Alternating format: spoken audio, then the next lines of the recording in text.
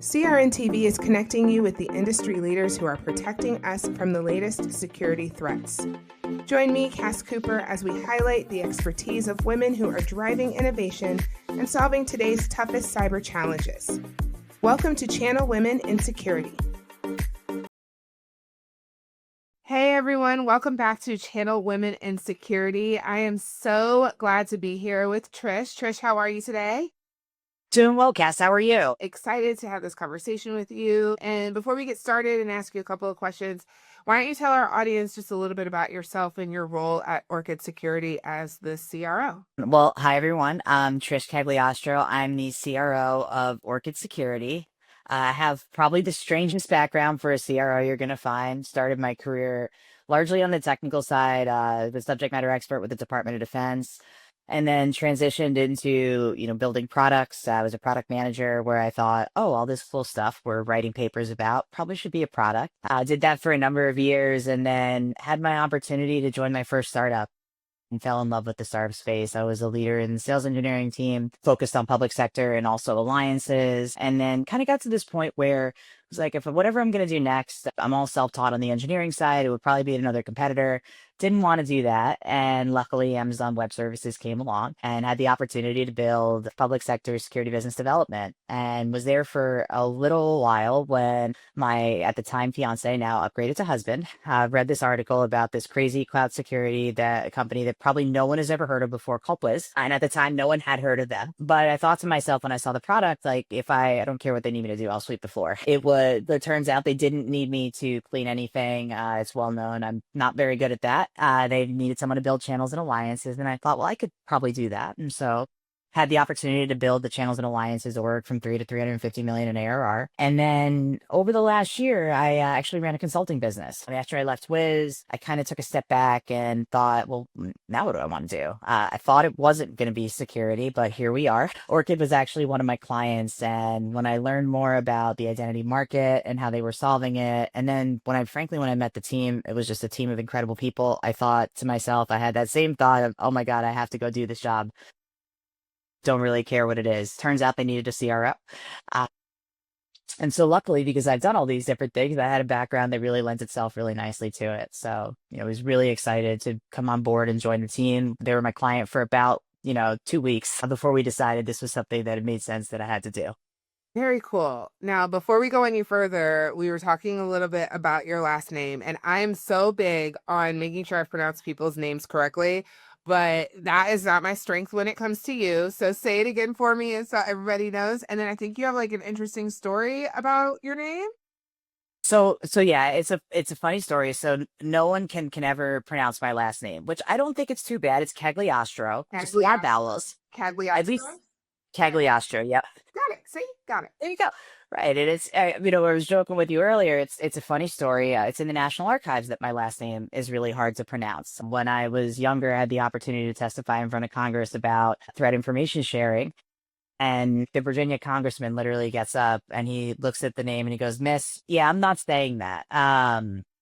No. And it's funny, I actually was the only person that got a hard question too on the panel. It was from, Sheila Jackson Lee, Congresswoman Sheila Jackson Lee, God rest her soul. But she kind of was like, hey, listen, only dirty industry person that's on this panel. We said if we got rid of liability, everything would be better and all the people would share. Why are they not sharing? And I was like, whoa, okay. It was a little intimidating, but it was a really cool, unique opportunity that I actually had 5 years ago. Now, oh my God, it's more than that now. I'm old. What happened? I know time kind of flies by. I feel like there's like a void that happened between, I don't know, like 2020 and 2022 that we just all like, it doesn't count. So I feel like I'm actually 2 or 3 years younger than what I actually am. Do you agree?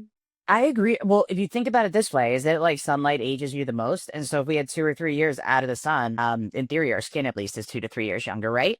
I'll take it. I'll absolutely take it. Exactly. Okay, well, enough about skincare. Let's actually get into what we're here to talk about, which is the channel, cybersecurity. We're going to talk a little bit about go-to-market strategy. I got questions for you, and then we'll just go from there. Sound good? That sounds great. All right. So No hard ones. no hard questions. I'll be much, much easier than Senator Jackson Lee. So let's talk about like your channel first and only approach when you're at Orchid. And I would imagine that came not just from being in the space you are now, but as you've come up and built channel alliances at other organizations as well. But specifically as it fits into it, right? Everyone is using AI, integrating it, finding out ways to bring it to market, use it internally. So how does your channel first and only approach combine with or intersect maybe with the rise of Gen AI and LLMs? Like, what's going on there? How are y'all using that? Sure. So I'm going to start with why channel first and only approach first, because I think if on the surface, a lot of people hear channel first and only and they think, oh, so you partner with everyone. No, opposite.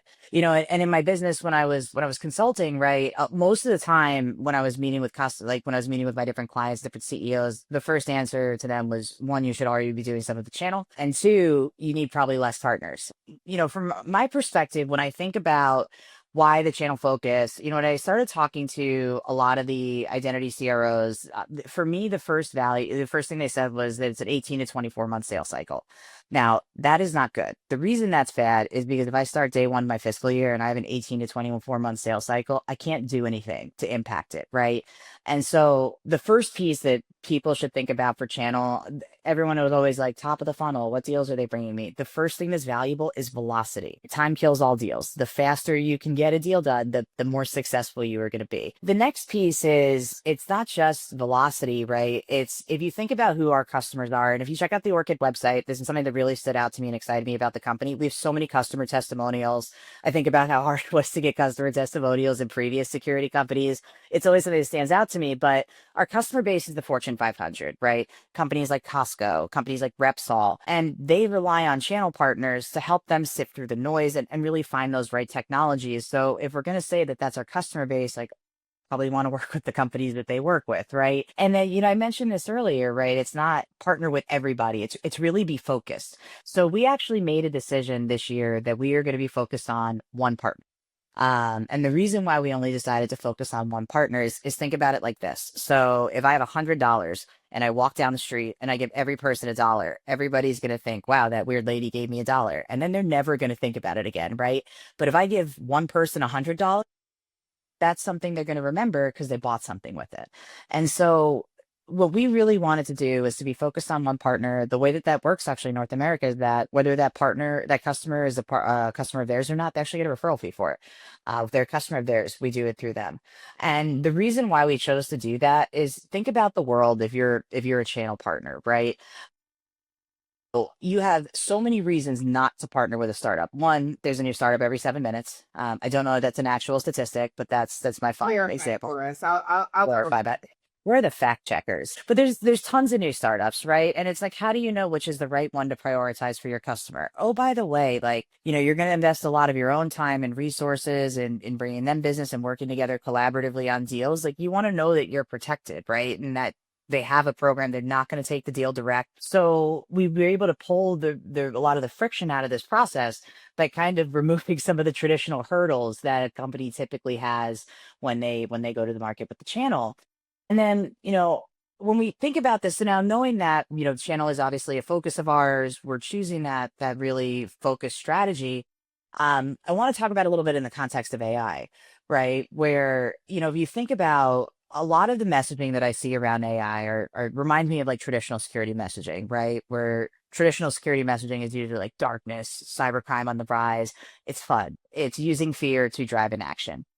Right? If you think about AI, a lot of it is replace people, right? And that's a scary, dark message, right? And so I think that at least for me, and a lot of what I talk to my clients about when I had my consulting business was to take a different message for AI. So if you think about the space that Orchid is in, right? Specifically, we are helping customers operationalize their investments in identity security, right? If you think about the security industry historically, right?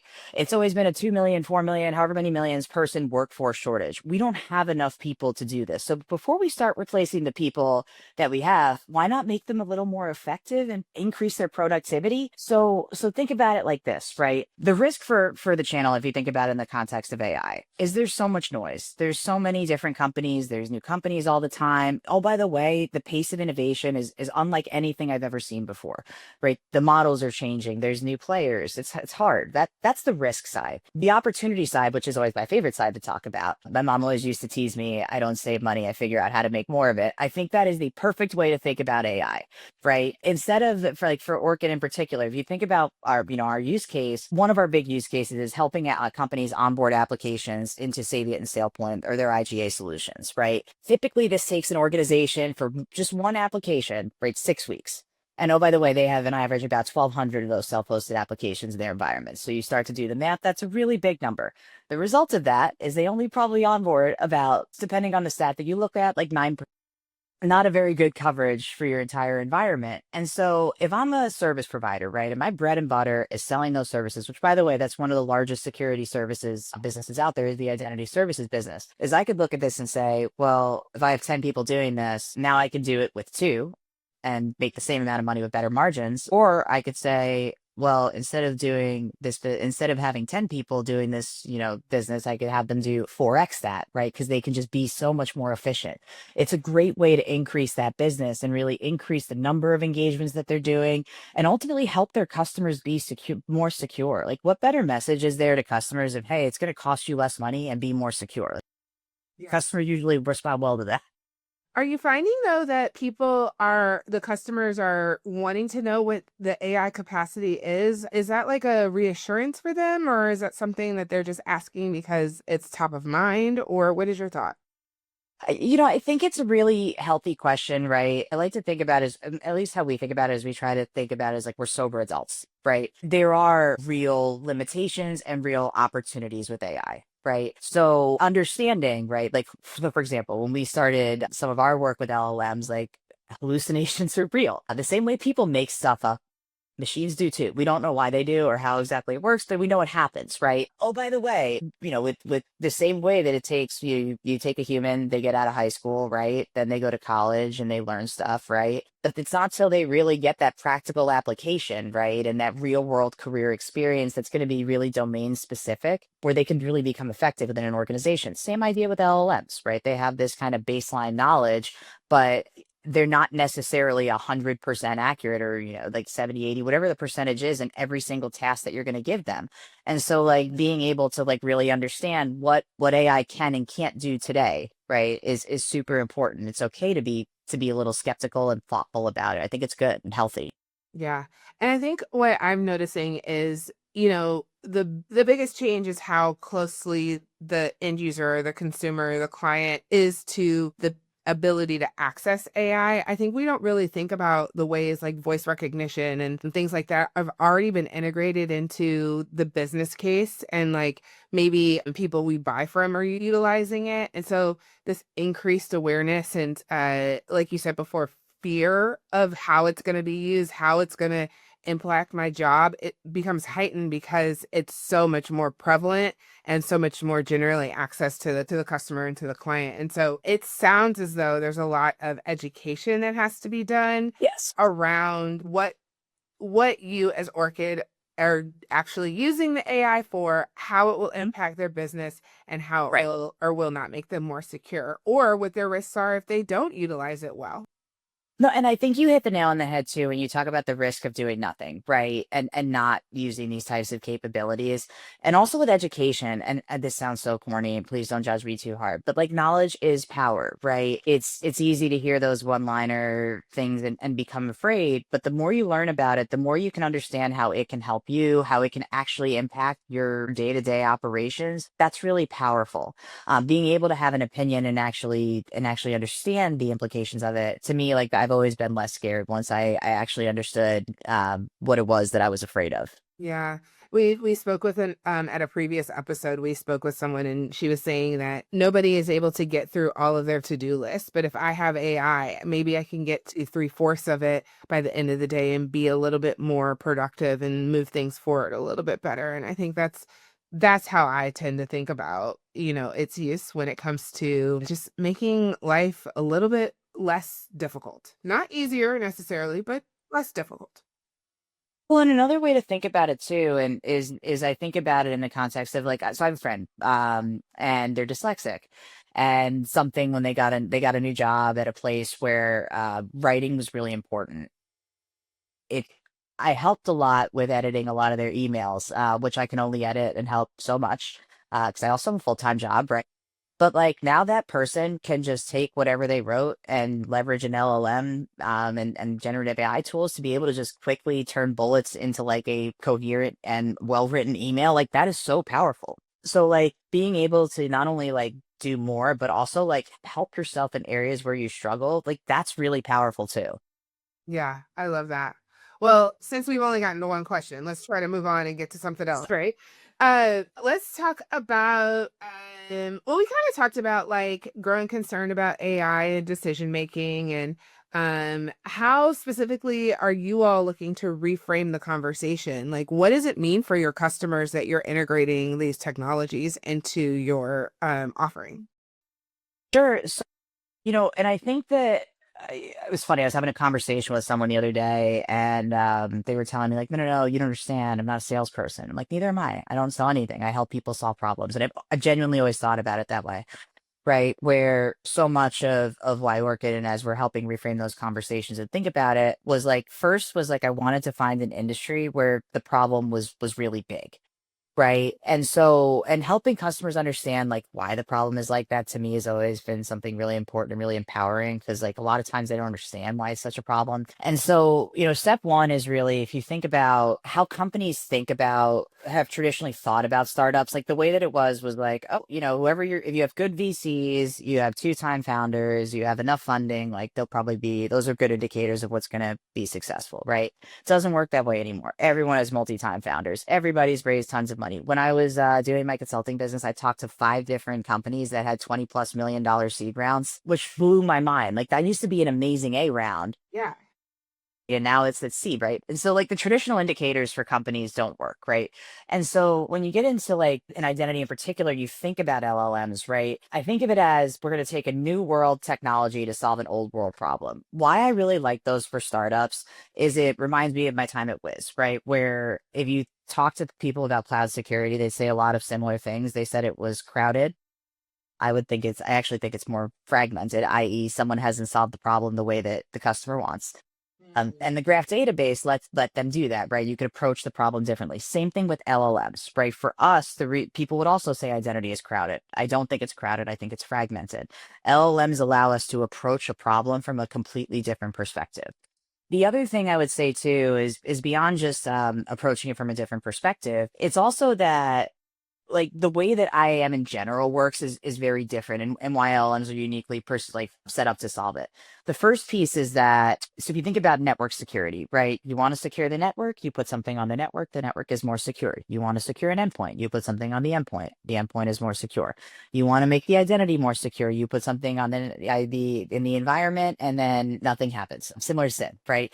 You have to then go and connect everything to that application, right? And so we took a different approach, and that's kind of like the step one of where LLMs and kind of how we're approaching that conversation with customers, where we thought let's bring the orchestrator to the application instead of like attacking identity just specifically from the user focus. We thought about it from the application focus because that's ultimately what's operationalizing your identity. So step one was really bring that orchestrator into the environment. The next piece is then actually discovery. So discovery is such a powerful thing for customers, and it's one of those things that really helps them move. When I think about like companies like Wiz, Cyera, right? Discovery is not new in security.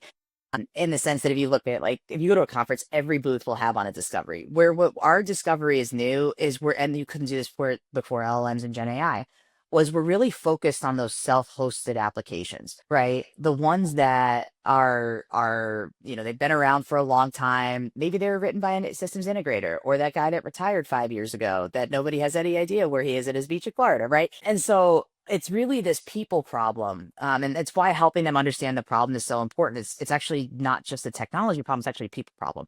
So being able to help them discover and see in their environment, step one is that. Then the next piece is that, well, now that I know about all these applications, like what do I actually do? Well, you need to know the gap analysis. So I just thought this was interesting. So when I first went to AWS, I was like, why do people keep uploading CSVs of social security numbers to public S3 buckets. That just really seems like a way to have a bad day very quickly. Yeah. Well, I learned very quickly it wasn't on purpose. Apparently, cloud permissions were like a smidge complicated. Same idea with identity. So, like once we get into the actual discovery piece, the next piece is then the gap analysis, where people don't realize how they're using identity within their applications. So, I might start out and say, "Well, I've done a great job. I've integrated SSO. Yay, right? Compliant, check." What I don't realize is that I also had a second domain that also points to that application that uses its own authorization to manage third-party suppliers. And we actually saw this in one of our very early POVs with one of our Fortune 500 clients, where from a business need, they had essentially created a workflow for identity that would bypass all their controls. Now they're not compliant anymore. So being able to show customers that analysis, right? And then be able to then say, well, here's what you can do about it by cutting tickets into ServiceNow and Jira and the places that people actually do the work, and then being able to show them their compliance against these different frameworks that they're responsible for. It's super powerful. And then the last piece that I would say in terms of what we're doing specifically for customers and in terms of helping them and have that AI conversation is beyond just the solving the people problem of discovery and being able to help show them how it actually works. Then I want to do something about it, right? And so the number one thing that we've been really focused on helping customers with is that initial use case of onboarding into their IGA platforms, right? Where we know it is such a pain point for them. It takes them weeks just to do one application, right? And we know that they have environments where they're only getting somewhere about 9% of their environment covered and integrated in. And so being able to then generate the questionnaire for them, right? Which is normally a people activity of workshops and questions. And that's if you can find the person that did it and that does know. Being able to do that in the order of magnitude of hours for them is really powerful. So it's a long way of me saying, like, when it comes to how we're helping them have that conversation, it's really about being very transparent about what we're doing, how we're doing it, and then making sure that we're actually adding value that they don't have today, right? And they actually couldn't do today without us. Yeah. Wow. Well, you've given us a lot to think about. We're coming up on our time, but is there anything about your career journey, like if you could talk to younger you and say, you know what, one day you'll be sitting talking in the CRO position about a new startup that is integrating all these new technologies, including LLMs and AI and all of that. One, would they believe you? And two, what would you have told your younger self? So no, younger self would have said, what's a CRO? What is cybersecurity? Right. All those things, right? I think that there is this natural inclination. Like, there's so many cool jobs that I didn't even know existed when I was a kid. Totally. Don't be afraid to, what I would tell my younger self, and luckily I accidentally did this. Don't be afraid to try things. Don't be afraid to believe in yourself. I think that when you look at, especially in my background, like, it doesn't look like a CRO's background. The world is changing in ways that we are definitely not ready for or prepared for. And that means that we're going to need people that look different than we have in the past. And that creates an opportunity. And so the thing I would tell my younger self is keep trying and keep dreaming. You never know what's actually going to happen. Younger self thought we were going to be a sports agent. So clearly things went a little left. Yeah. Yeah. Okay. I love that. All right. Anything else that we need to know about you before we sign off today? Should I tell you about that one time in Guantanamo Bay? No, no, no. No, don't. Not for this. We don't have enough time. No, we'll Let's save for next time. for part two. We'll save that for part two. Deal. All right, Trish, thank you so much for your time. Thank you everyone for listening. And we look forward to seeing you in person real soon. Thanks, Cass, for having me. It was awesome to get to do this with you and tell everybody just a little bit about Orchid and channel and AI. Thank you for watching Channel Women in Security from CRN TV. Be sure to subscribe for more stories from the women who are shaping cybersecurity, breaking barriers, and making their mark on the channel ecosystem.